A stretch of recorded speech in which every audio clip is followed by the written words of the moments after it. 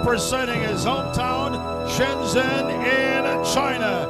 Introducing the hard-hitting knockout artist, ladies and gentlemen, Jianzheng Zhu!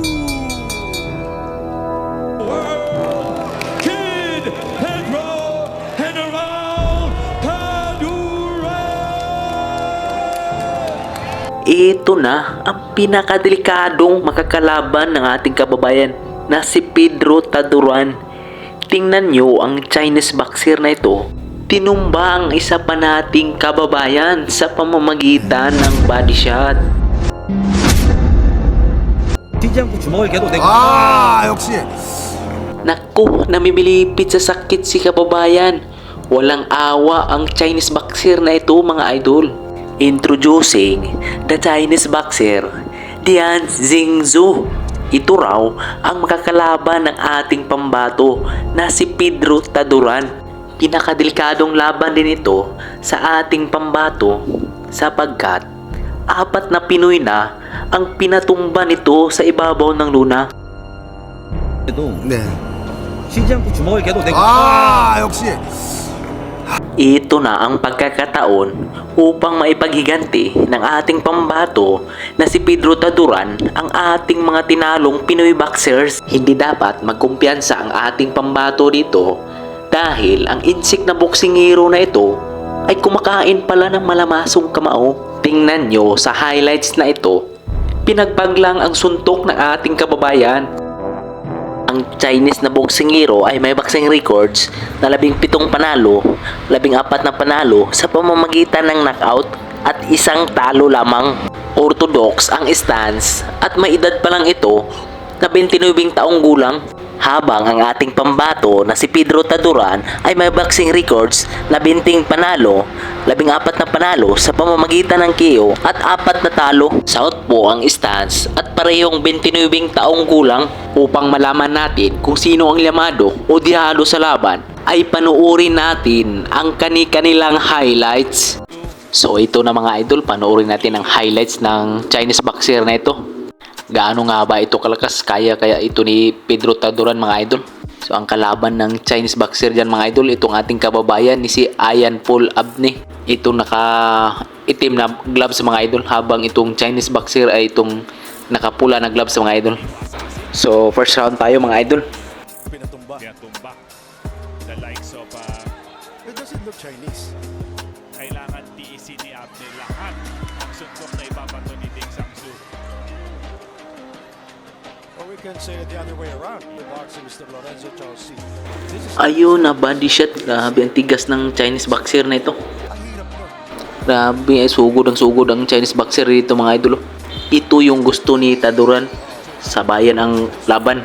Taduran, the IBF champion is here. Dito to watch and to observe the two fighters. The winner will fight him. This is phone booth boxing. Neither lang eh. Final 2 minutes of round number 2. Grabe.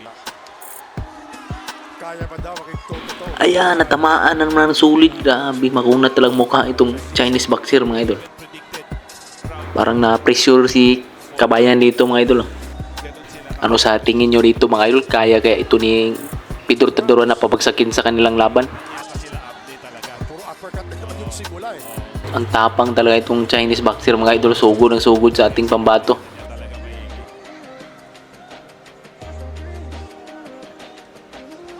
but Oh! Hindi. dig to the body. Talagang uulit-ulit natin. Dig to the body by the both fighters. Talagang battle of nutrition ba kung sinasabi. Okay. And it seems like there's nothing going on for him. Oo. It's nothing happening. Grabe, makunat talaga itong Chinese boxer, mga idol. Binawliwala lang yung suntok na Pinoy dito. Which is, but you see, you can tell that that in front of Ian Paul Abney. Hindi siya umaatras eh. Hindi. Hindi siya umaatras. Siyang pumapasok eh. Yun, ang lakas nun na. Pero wala pa rin tong Chinese boxer, hindi na yanig mga idol. And the coaches of this team. Mukhang delikado ata si Pedro Taduran dito mga idol.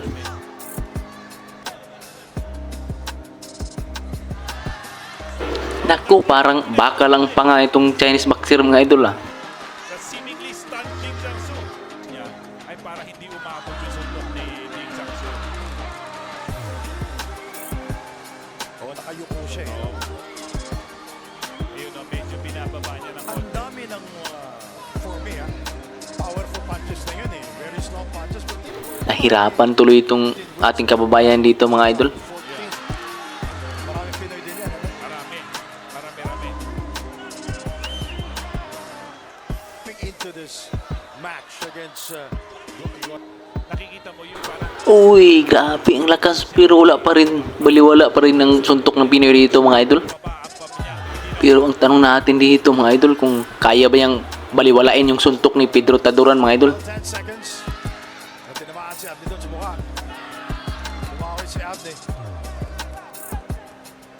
Yan ang Styles Mates fight. Alam mo, ang ganda pa ng side story talaga ng laban na to. Yung Thailander na iwan pa yung maleta sa Maynila. Oh.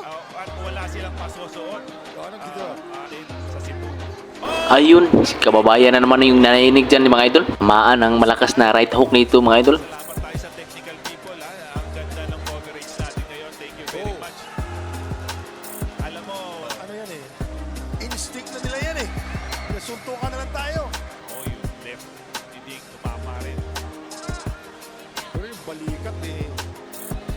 Bumababa na yung tira ni Abdi. Ano? Borderline na sa belt eh.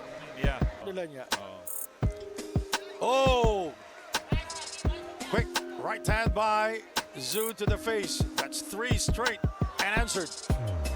Ayaw pa rin. Absolutely right, Sir Sandy. Oh!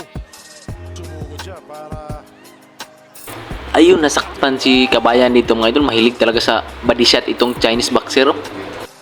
as I said, Coach Fernando. Good na, tinamaan pa. Oh, And he is going for broke also now. tumitira siya pero paatras eh. O tingnan mo, Yung tumama. it was like a retreat punch. And I think he fought for the world title. May injury na. Good combination there by Yan, napakagandang palitan ng mga suntok nito mga idol. Wow. This good exchange by both.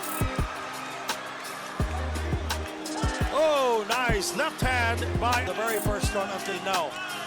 Wala tayong nakita adjustment, ganun lang eh. walang adjustment. Parang kayo na bahala dyan. Oo, Walang nagja-jab-jab. wala. Wag. Kasi pag sinabi kong right, may left na eh. Oo. Eh yun, madulas na. Oh, knockdown. Another knockdown. I think he is showing sign na ayaw niya na. Nakita ko eh. Umiling na si Ian. Hindi. Umabot na eh.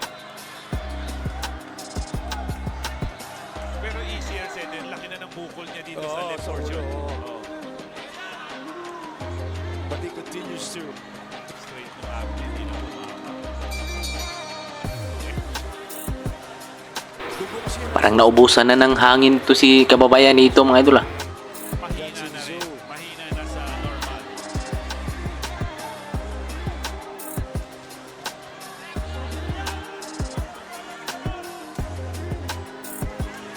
He was holding on, clinging.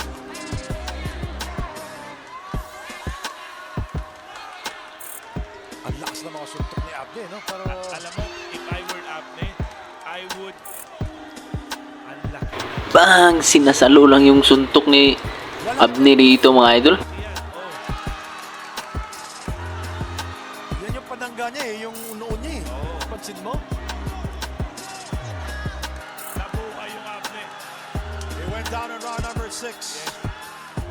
Final 35 seconds of this title eliminator. Who will win? The winner will face Pedro Taduran for the IBF minimum weight champion. Beautiful exchange. About 10 seconds. All right, how about this fight? Wow! Oh, good Panalo talaga ang incheck dito mga idol. Ito, panoorin naman natin yung highlights ng ating kababayan dito mga idol na si Pedro Taduran. Ang kanyang makakalaban dito ay itong Meksikanong boksingero na si Gustavo Perez Alvarez mga idol. Panoorin natin kung ano ang gagawin ng ating kababayan dito na si Pedro Taduran. Ang Pinoy boxer dyan mga idol, ito naka blue na trunks mga idol. Habang ang Mexican boxer, ito naka itim na trunks mga idol. Boxeadores, estilos prácticamente chicos se dan poco knockout. Taduran tiene un buen porcentaje de knockouts en su récord, así que se puede ser interesante. Dice mucho, ¿no? Claro. En una de las peleas contra Eric Morales, Tonio Margarito, en la cancha de los Ito yung kagandahan ni Pedro Taduran mga idol, hindi nagtitipid ng mga suntok niya. Izquierda Pérez, Para nada. Muy bien la. zurdo contra zurdo, este combate el cuerpo ahora Taduran. Sí, al menos en el primer asalto no le queda grande el escenario.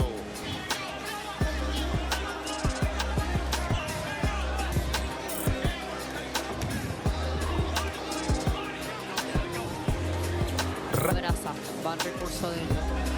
Lo que estoy viendo, Jorge, es como Smiley camina al lado de Taduran. Del round, a mi entender. 28-29, tarjeta a favor. Ya, da un paso, corta mejor el ring, Taduran. Y como que ya no puede escaparse tanto. Estaba teniendo Pérez, creo que la manera, a la distancia en la que queda Taduran, evita que Pérez se le vaya con.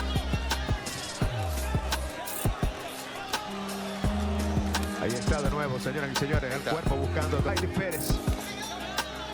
Bien, ahí la combinación de Pérez.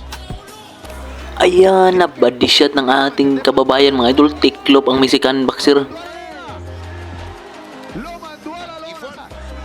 Como que queda en cuclillas y después Taduran le mete una descarga. Mal, ¿no?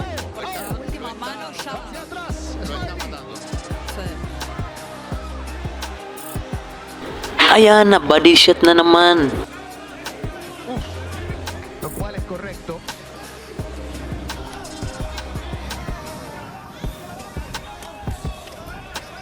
Se ha recuperado. Nasaktan ng Mexican boxer mga idol. Tatakbo na sa ating kababayan. A Taduran. Cuidado. Tropezó ahí. Oh, no, no fue producto de un golpe. No hubo. Producto de un golpe. Pinaluhod na ng ating kababayan dito mga idol. Ayun, tapos ang laban mga idol. Panalo si Pedro Taduran by knockout. So abangan natin ang laban ni Pedro Taduran mga idol versus Dian Zingzu. Sana manalo ang ating pambato dito na si Pedro Taduran.